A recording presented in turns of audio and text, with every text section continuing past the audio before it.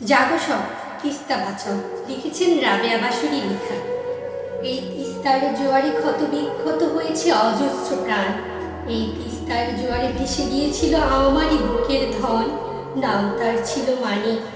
চোখের সামনে আমার সন্তান ভেসে যাওয়ার আর্তনাদ তিস্তার জল বুঝতে পারল না, কিন্তু এই বিশ্ব মানবতা কি বুঝতে পারবে না আমার এই আর্তনাদ?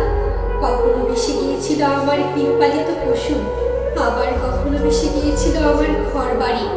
বাপ দাদার ভিটে যাদের হারিয়ে যায় তিস্তার জলে, তারাই বুঝে কতটা কষ্ট। তাই বলছি, জাগো বাঙালি জাগো, তিস্তার পারে বাদ দাও, বাপ দাদার ভিটে বাঁচাও।